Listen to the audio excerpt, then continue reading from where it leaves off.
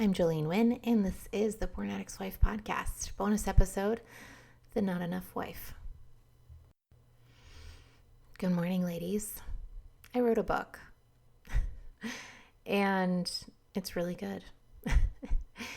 And it comes out today, on the day that this is launching. And it's been a fascinating journey. You would think that I would be just filled with all positive emotion, that I would just be so excited. And I am, don't get me wrong. But there's plenty of negative emotion in there too, because life is 50-50. I have anxiety because I've never done this before. I want it to be a smashing success. And yet I'm also trying to let go of any kind of outcome. I'm just praying that it reaches the people that it's meant to reach. I have a lot of fear of how it will be received, and yet at the same time, I don't care because I wrote this in response to a calling from God, to be perfectly honest. I was in a church meeting, and I'd always wanted to write a book. I talk about this in my book, actually, how I've always wanted to write one. I love writing ever since I was little, and especially when I hit high school, and I just thought, I love this. In fact, when I went to college, I wanted to be a writer. I started off with a print journalism major, but then I took my first English class, and I said, no, this is not for me. I cannot do the technical stuff of this. I cannot do parts of speech and like all the different complexities of English. Can't do it. So I changed my major. Once or twice or three times. But I did start off wanting to be a writer, and I have always wanted to write, but I didn't know what I wanted to write about. I started writing a book in college, and it was really fun, but it wasn't really it. And I researched, I started trying to figure out how to get a book published, but it didn't really go anywhere. And it was a couple of years ago. I had already moved to North Carolina. I don't even remember if I had all my kids at the time, but I think I did. I think I had all my 5 kids. And a thought came to me while I was in this church meeting. I was just kind of sitting there listening and praying to God. And I said, God, I want you to use me. And this was before I started coaching. And I thought, you know what? I'm going to write a book. And the book that I'm going to write is a letter to my former self. That's how I thought I was going to start it. All the things that if I could go back and tell myself, give myself advice, right? Then what would it be? And what have I learned that I wish I could pass on to other people?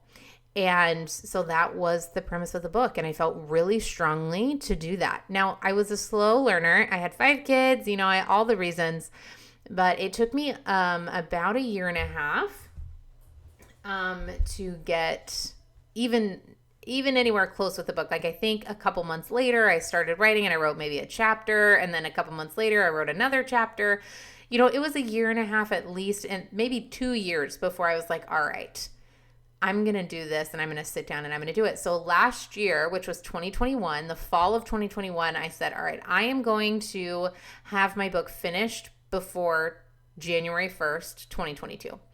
And so I had I sat down and wrote it probably within like 3 weeks. You guys, it was not, I had all the things in my brain and I just had to sit down and make the time to do it. And again, I love writing, so it was not difficult for me to sit down and write.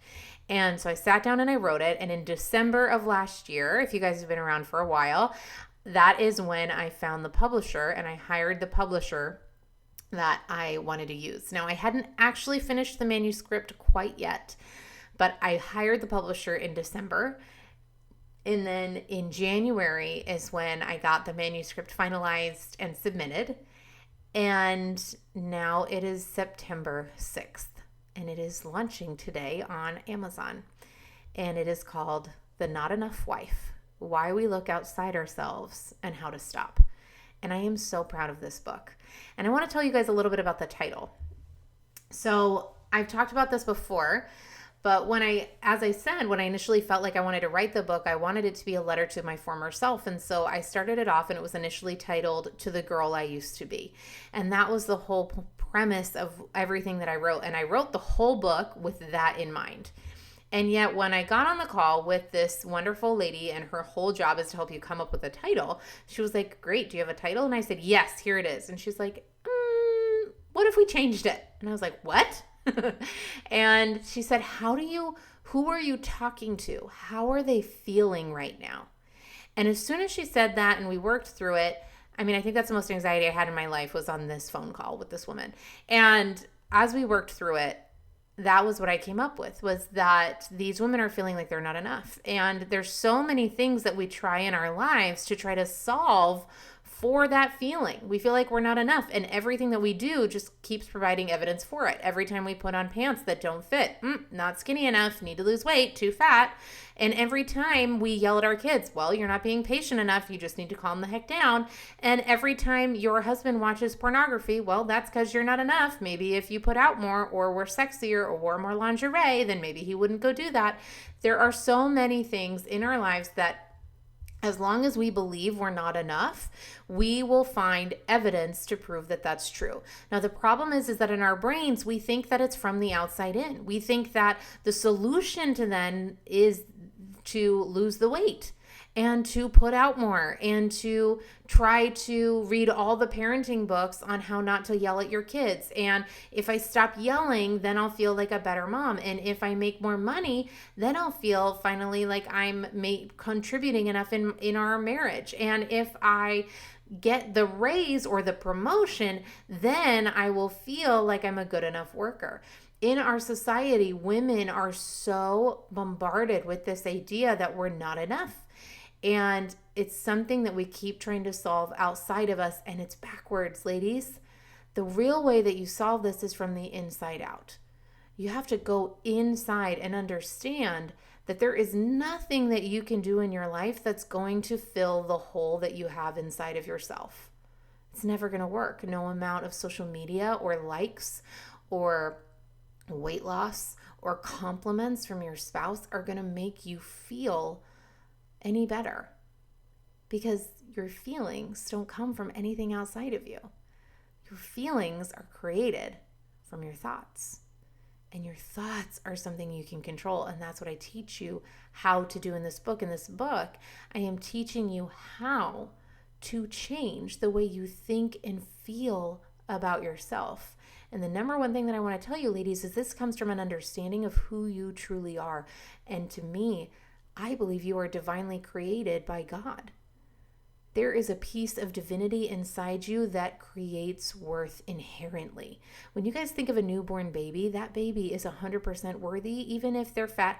In fact, we like them better if they are, because we love how chubby they are, right? Isn't that fascinating? It's like there's nothing this baby has to do. They don't have to work. They don't have to make money. They don't have to prove themselves. They're inherently worthy. Every human being on this earth is inherently worthy and valuable. That never changes. Only our understanding of it and our belief in it changes. And that's what I want to help you learn how to change back. And in this book, that's what I teach you how to do. Now, let me pull out a book real quick, and I will give you a sneak peek idea of some of the chapters that are included. Okay, so this book I wrote is very easily digestible. That's the whole point, you guys. It's 120 pages-ish, okay, give or take. And you could read it in a day. It is very easy, kind of like the podcast, very broken down, very simple, very easy. The whole point is to create something that moms don't have a lot of time. I want you to be able to put it down, pick it back up, finish it quickly, and take a lot from it, okay? That's the whole point. So don't worry, this is not a very intense, deep textbook, okay? This is a short, digestible self-help book that is designed to help completely change the way that you think and feel about yourself. And you can totally do it, okay? So the first chapter is called You're More Than Just a Number. And in here, we're talking about weight and body image and how your brain thinks about it and all that good stuff. The chapter number 2 is called You Were Meant to Be You. And this is where I'm talking about you individually rather than what you think you should be. Number 3, virtual reality does not exist. In here, I'm talking about social media and how that plays into us feeling like we're not good enough and how to change that. Chapter 4, just because that's how she does it doesn't mean that's how you should do it. This is something that I have not usually struggled with in my life, but in each chapter, I'm giving you guys personal examples and examples from my clients to help you guys see how this comes up in our lives. And I know so many women that struggle with this comparison. Well, she's doing piano lessons and homeschooling her kids, and my kids go to school, and I sit at home and I watch Keeping Up with the Kardashians, so maybe I'm not as good of a mom. No, ladies. Okay, that is what that chapter is about. Chapter 5, your brain is a lazy teenager. Okay, this I'm teaching you a little bit more about your brain and how it's doing, what it's doing, and why it's doing it, just like this podcast. You guys are going to love it. Number 6, chapter 6, there is no medal for being right. This is a huge one because so often what we try to do in trying to create us feeling like we're good enough is we want to be right. We want validation. We want to win because that will finally prove that we're good enough. That is not how it works. There's no medal for being right. And learning how to drop that is what enables us to have more compassion, not only for ourselves, but for other people as well. Chapter 7, it's okay to cry. This is where I'm talking about emotions. I'm talking about emotional processing, and I give a lot of personal examples on this, not only from my husband's pornography addiction, but also from my miscarriage and other personal examples in my life. Chapter 8, you are not alone. This is something that I really wanted to focus on because loneliness is one of the, as we struggle like in our society with mental health, with anxiety and depression, loneliness is the leading emotion that is felt by people who feel depressed. And being married to someone who has been depressed, it is a very difficult place to be. And this is what I'm diving into in this chapter is the feelings of loneliness. And as you guys know, as my podcast listeners, the separation of who you are from what you are feeling. And that is what I talk about in this chapter. Chapter 9, your identity is not determined by how you identify. This is a super important chapter because there are so many different ways where we try to find out who we are by outside of us. I especially see this with younger people, and I dive into why that is in this chapter. But we try to identify ourselves with a group, right? We identify ourselves with our family or our sports teams or our political affiliations, and we think that that is what's going to create who we are. But it's actually backwards. You are who you are, and you bring that into what you do.